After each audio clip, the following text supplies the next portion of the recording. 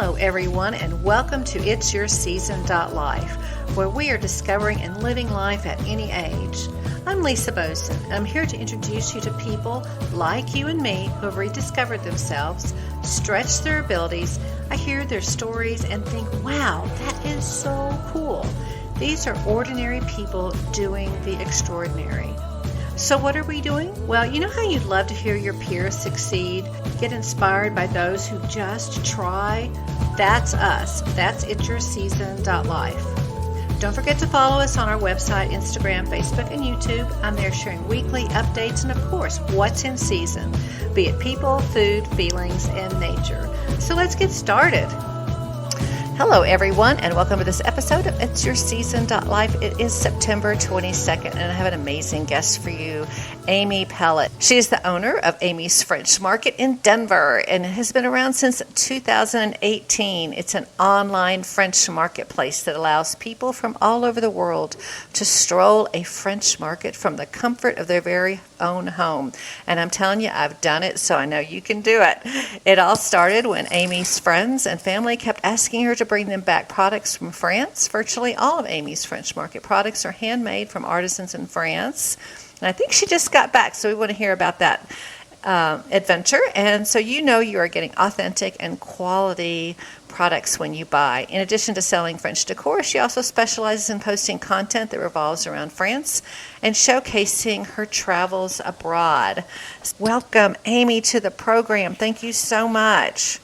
Thank you for having me. So I'm so excited because I found you when I came back from France last year, but I didn't want to trudge back a lot of, we only had one bag, so I couldn't bring back a lot of souvenirs, but I knew what I wanted, and I was like, oh my gosh, she's in Denver, and I'm in Fort Collins. I was super excited. So I want to hear, let's just kind of jump in and tell us how you got started. This was 2018. Yes, so I started the business in 2018, but it probably started a little earlier than that, or the idea, the seed for it started earlier than that. In 2001, I did an architectural history seminar in the south of France. My educational and work background up to that point had been in historic preservation and nonprofit fundraising and events. So when I went there to the town of Lacoste, which is now owned by the Savannah College of Art and Design, at that time we were sort of the guinea pig group. They were considering buying the school as a satellite to their school. So I went on this 3-week seminar, and it was just unlike anything I had ever experienced. I traveled quite a lot as a child. My dad felt that was very important. But I never had been to any place like Provence. It was like something out of a movie, eating every meal outside and these beautiful views and the markets, of course, and the food just enticed me into learning more about it. So I took several more trips back while I was still working. And then I sort of, like many people, thought, I want to do something different. And a few things happened at the same time. Yes, friends would ask me to bring things back for them. And then people would ask me that ubiquitous question, what do you like to do? Well, I like shopping at French markets. And then my sister-in-law at the very same time came to me and she said, I know you go to France a lot.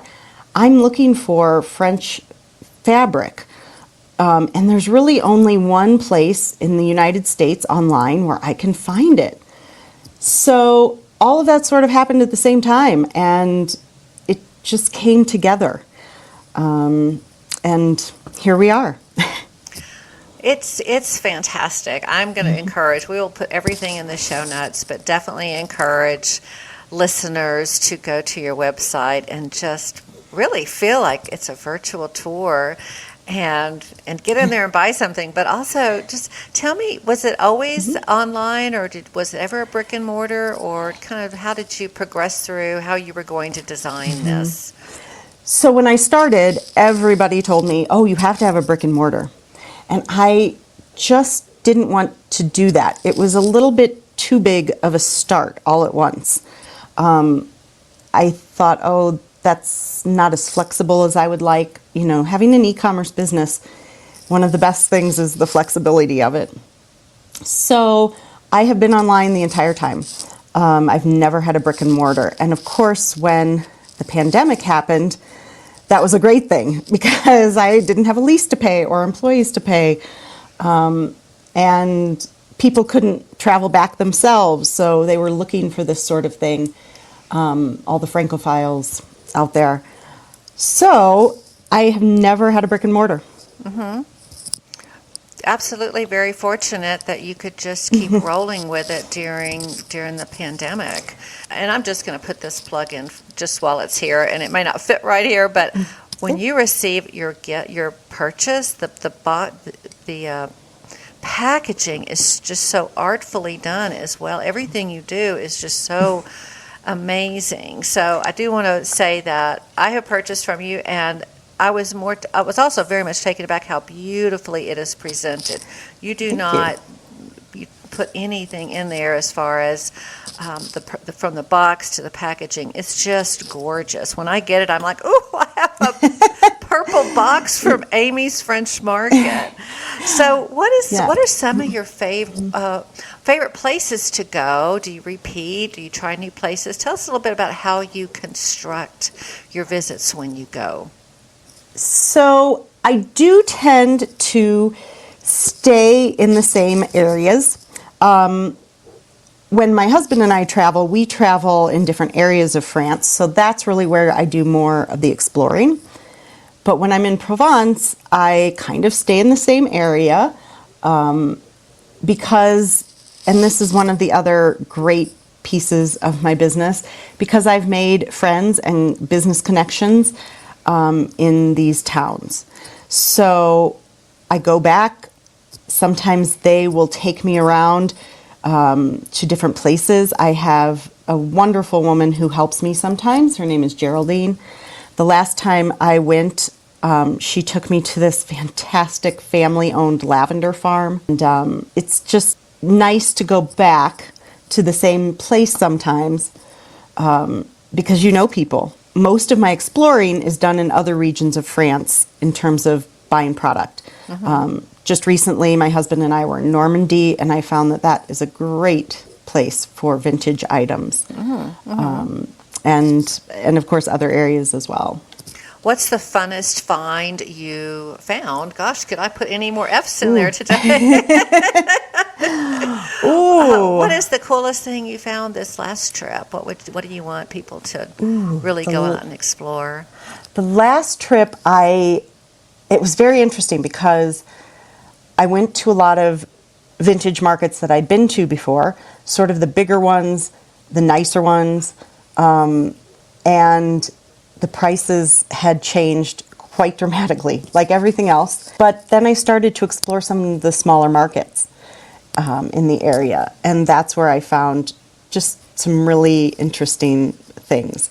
I always look for the herb choppers that are shaped like a moon. They're called mezzaluna in Italy. Yeah. And I was able to find many actually, vintage ones. So that was a great find. Those are getting harder and harder to find. That's one thing that's interesting in the vintage area is that things become more popular and then they become harder to find. So you kind of have to keep your eyes out for those things, but also explore new vintage items as well. So you could, what inspires you about France than maybe other countries you've traveled? We've all had experience in areas, but what is it about France that just is really lights your fire, maybe? Well, in addition to their sort of outlook on life and taking things slower, I get caught up in the busyness of life here in the United States, running a French business, ironically. But when you're there, it's a slower pace. It's nice. So, of course, the food and the wine and all of those wonderful things. But also, my background's in history. So just being in a place with that much history is to me, it's amazing. I know history bores some people, but for myself, not so much. Yeah, I love history. Oh, I do. I was a history Yeah. minor, and I love history. And I know when we were there last year, just driving around, and you just happen upon something that's not even really on. It has one of those brown boards, and that's it. But it's really not. It's not one of the top 10. But you go, and all of a sudden, it's water wheels that were part of a huge grain complex near. I think it was Arles, maybe. Yes. It's a type of travel and connection that we're so young here in the United States in the big scheme of things. Absolutely. Really quick, when I first started traveling to France, I was not in this business. I was still doing historic preservation, and I would tell people that I met that I work in historic preservation, and they would give me the strangest look because they were like, well, there's nothing historic in the United States. And it's only 400 years old. Yeah. And, and then they would say historic preservation, like we live that. It's here. I knew an author who took me to a lingerie store in Apt that had Roman pillars running up through it and was built into Roman ruins. So for them, they use their history in a way that we don't. Oh, well, I'm going to put that one on my checkbox for next time I go. Yes, absolutely. And you're sort of in historic preservation now. You're bringing these things back so that we can enjoy them and appreciate them, wear them, display them, use them. I'm going to go for a stretch on that one a little bit. So what do you love about what you're doing now? Well, I love the flexibility of it. I love the fact that every day is something different. One day I can be doing spreadsheets and taxes, and the next day I can be doing a fun project or planning my next trip. So I really love that. But I think probably the thing I enjoy the most is just getting to know people. My customers, I have longtime customers who share their travel stories with me. They share their backgrounds with me. They share where they're going. They ask for advice for their next trip, which to me is great. I just had somebody who's going on a cooking class with her friend near Saint-Remy in Provence and asked me for recommendations. So it's great to get to meet those people as well as the vendors and the artisans. When I started, I had sort of 4 business points of a business model that I really wanted to do. And one of those was to have products that were authentically vintage and all from France. And the newer things to be as much from local small production artisans as I could find. And so I've met those people just by talking and striking up conversations, which I find extremely interesting. It is very interesting. And even in the last, I guess, maybe year, your product selection has grown. So would you take a moment and just share, kind of give us a visual tour of the different products that you have? Because it does run a spectrum. You do have some food, you have some, I'm not sure it's clothing, but wearables, and then household and vintage. And so tell us, kind of give us a visual walkthrough, a verbal walkthrough of what we could expect. Sure. So I would say about half of my products are vintage.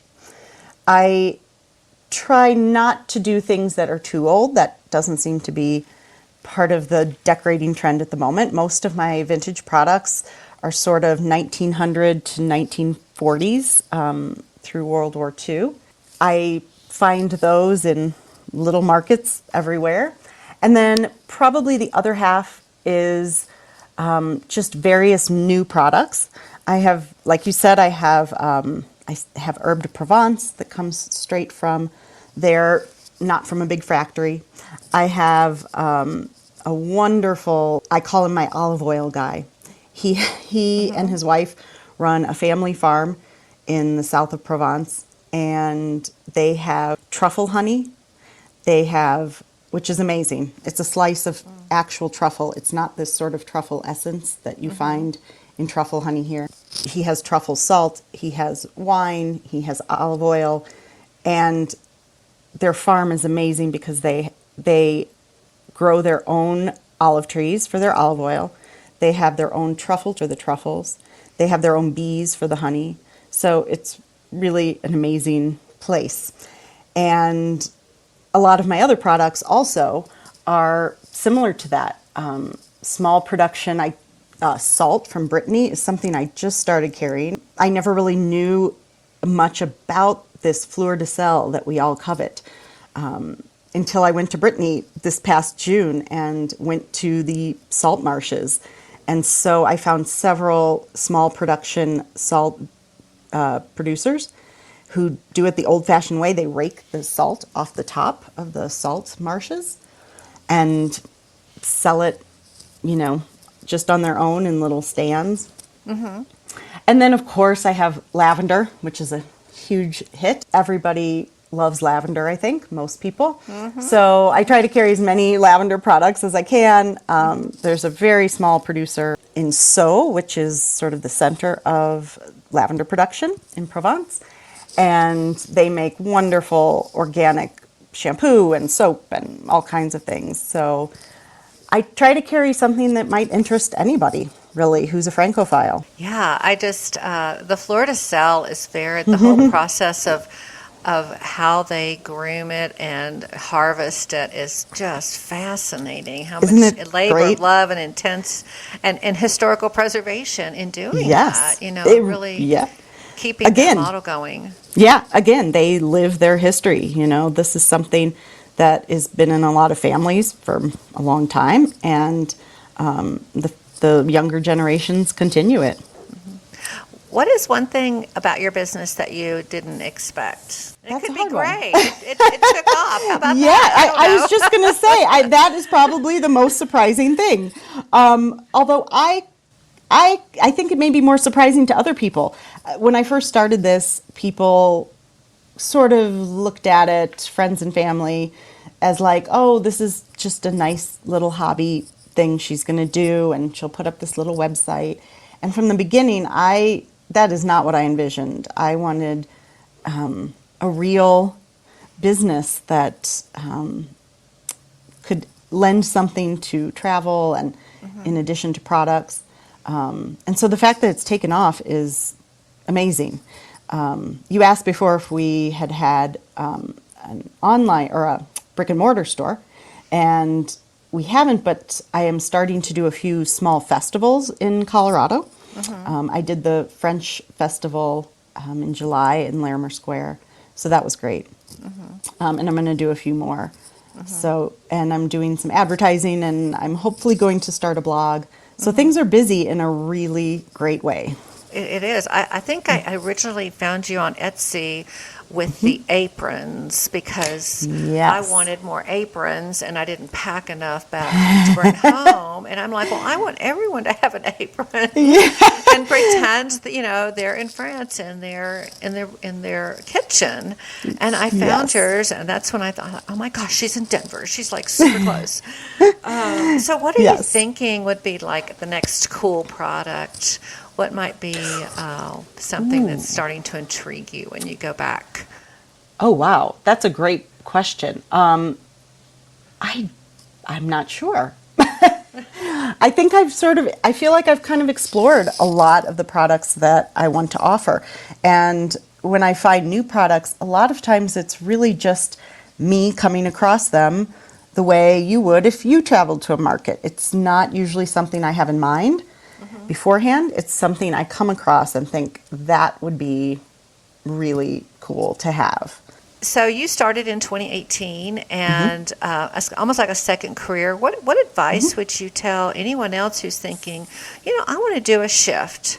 How would you go about doing that shift? And gosh, it sounds like you have a dream job right now. So I hear that a lot. Right? I don't know. I hear that a lot. And I do feel in a lot of ways that I have a dream job. I wake up every day and am excited to do it. I guess my advice would first be to come up with a plan of what you really want and how you're going to be different. In e-commerce, like I said, I came up with 4 things. One was to have authentic artisans and authentic vintage products. The other thing was to have the nice packaging. I thought, aren't we all tired of that yellow padded envelope from Amazon showing up at our doorstep? Like, I want to be different. I want people to be excited when they get something from me. And then I also thought, I really want nice photographs. I don't want like the white background. I want it to be photographed. I take as many of the photographs as I can when I'm there.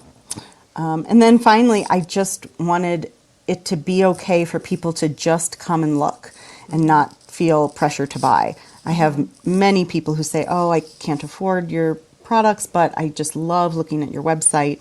And that's great. I don't mind that at all. So having a plan on how you're going to be different is a big piece of it. I would also encourage people to do everything you can yourself at the beginning. Really, the only thing I didn't do was develop the website, but I currently manage it all. I do my own listings. I do all my own photographs. I learned all of the shipping piece of the equation on my own, and I even do my own taxes. So it's important, I think, to have a handle on every piece of your business from the beginning. At some point, you can hire people, but at least you'll know what's going on in those aspects of any business you do, not just e-commerce. But it's important for you to know that. And then finally, just do it. Start small. You don't have to invest $100,000. I started out extremely small. I brought a few suitcases home with items and shipped a few boxes. And now I have big boxes showing up on my doorstep from France. I just got 2 big ones yesterday. So, yay! Yeah, I know. And it's more aprons, believe it or not. They're so beautiful. Yes. They're just fantastic. Yes. And who Those are doesn't? done. Yeah. Those are done by a seamstress. They're not made in a big factory. She makes them for me. So yeah, they're great. Oh, they're great. I feel like a French princess cooking. I almost hate to. I'm like, just don't get them dirty. Just feel Yes. pretty. Just feel pretty. I usually wear like an old apron when I'm doing the actual cooking, and then when I have guests over, I'll put the pretty apron on. And you have a newsletter, right? People can connect to stay connected with you. Yep. You have a newsletter, correct? Absolutely. We have a mailing list. I try to let people know when we have new products and things that are going on. And then hopefully when I find time, I am going to start a travel blog as well as part of the equation. So I love the idea of a travel blog. And because, some people might be afraid to travel. I don't know. So what might be some tips that you could give our listeners about traveling in Provence? What do you see as helpful? Sure. I think I was raised traveling. My dad felt that was very important, like I said. And one of the things he really taught me was to meet people. That if you just go to a country and see the museums and you haven't met anybody, then you're really just a tourist. You're not a traveler. And he would talk to anybody. He would stop the car and go talk to a farmer in a field in Switzerland. Even though he spoke no German or French and they didn't speak any English, he would make a connection somehow. And so I've done that many, many times with his little voice in my ear saying, yeah, just go talk to him. And people are afraid to do that, but really that's what travel is about. The museums will always be there, but to make friends, my husband and I now have friends all over the world just because we started talking to people. So I think that's really my best tip. So I think there's this kind of it's kind of old school that the French are snobby or they don't like Americans. I think that's old school. I don't know. When I was there, yes. I'm getting out my Duolingo or whatever, trying to remember what I was going to ask. But right. there's some way to communicate. We stopped at a farmhouse. I'm a beekeeper, and I saw a bee sign, a yell or something, and I stopped, and we Right. kind of drove around this house, and they were very gracious, and I didn't get the Absolutely. sense that there was difficulty there or they didn't like us. I never sensed that once when we were there. They were always very gracious and happy to see us. So I don't know what your experience is, but I think that's kind of old school. Very much. I think that's an outdated thought. Yes, I have encountered a handful of rude people who may not like Americans, but that's most often in Paris, which, if you go to one of our major cities like New York, you'll probably run into a few rude people. But once you get outside the city, it just is not that way. People are gracious and interested, especially in Normandy and Provence. Those are the two areas where I've found people are just wonderful. And also the Alsace is another area where we just find the people extremely nice, and they're interested in us. And one of the other things I do is genealogy.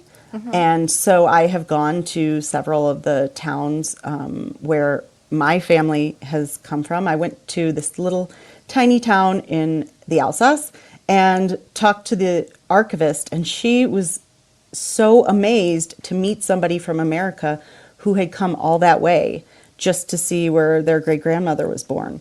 And she was so excited to show me everything. I mean, it's the idea that people are rude is just not, it's not true. It's really not true. Other than the same percentage of rude people you would find anywhere else in any place in the world. Yeah, I failed to mention at the beginning that your heritage is French, and although we say pellet here in America, it's Pellet there. So It is. I actually think you should just be Pellet. I think that's lovely.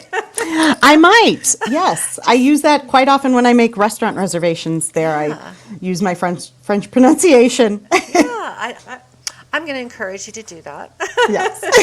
Okay. So I want to go back to the shop for just a moment because Sure.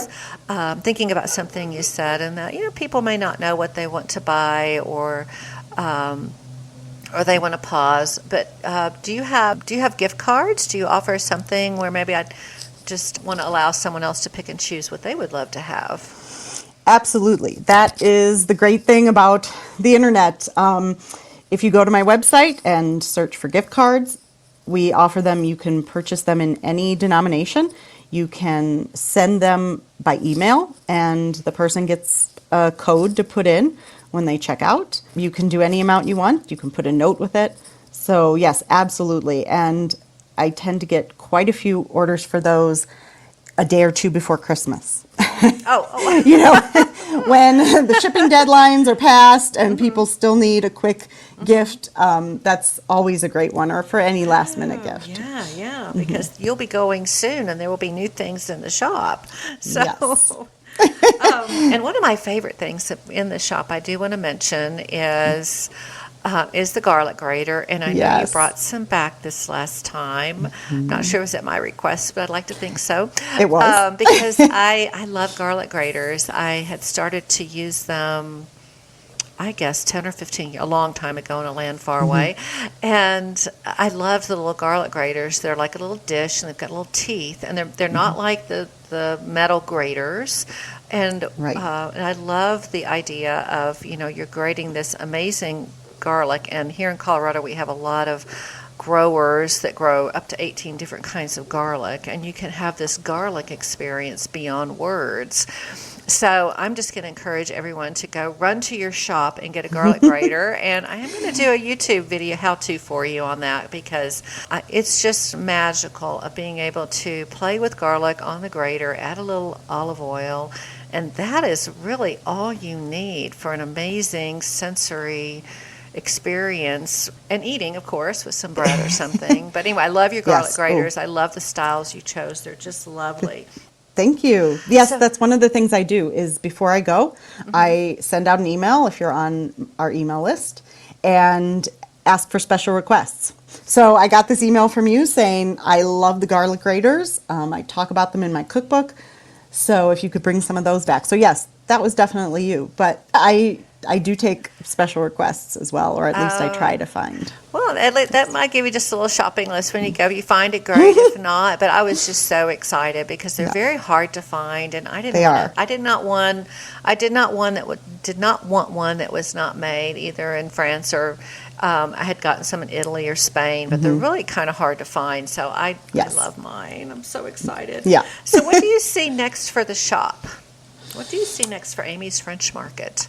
Well, I am actually somewhat happy with the way things are, but I'm always looking to expand. I think the blog is probably the biggest thing on my list, and also doing collaborations with some of the magazines. There's a website called bonjourparis.com, and I'm going to be doing a promotion on their website, a collaboration, I guess. And it's a great website. It's really fantastic.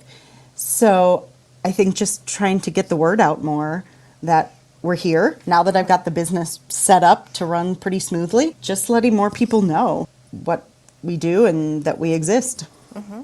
Oh, I'm excited, and I'm thrilled that you and I could collaborate today on this podcast, and I'm looking forward to more collaborations, and I'm just so happy I found you. And you're in Denver. I'm just like so crazy. I'm here. You're 50 miles away. I was just thrilled. I was like, it was meant to be. Yes, absolutely. Well, thank you so much for joining me today and sharing the French Market with us. I'm just going to encourage everyone to go out and visit. So give us your contact information, where to find you, and how to best reach out. Where all can we find you? So you can find the website, which is www.Aimee's French Market, but Aimee is spelled the French way. So it's AIMEES FrenchMarket.com. And those are also the handles for my Facebook page and Instagram at Aimee's French Market. Those are the primary places. We might start a YouTube. The blog will be available through the website when we launch that. Okay, awesome. Well, we will put all those links in the show notes below. Great. And any last words you'd like to share before we close out? I just think that positivity is a great thing, and allowing that to not stop you from doing things. When you have a positive attitude, I would say do it. If you're thinking about starting a business, give it a try. Start small. Mm-hmm. If you're thinking about traveling, do it. Now's the time. We think that things are always going to be there. And I think when there was the fire at Notre Dame, that was a real wake-up call. Yes. How many people in their lives have said, oh, I'll go there sometime and see it. And, then you saw it burning to the ground. Mm-hmm. And I think that was a little wake-up call. So, travel, talk to people, start a business, and have positivity. Absolutely. Well, we're going to end this on a positive note. Thank you so much. So that's a wrap for today. We've so enjoyed you being with us. I hope you learned something new, got some inspiration, and you are ready to move forward with your own new season. Remember, we are living life at any age. Take some time to visit the other social media sites. Give us some feedback. Shoot me an email on Facebook. And remember, until then, stay safe and keep on living. Cheers.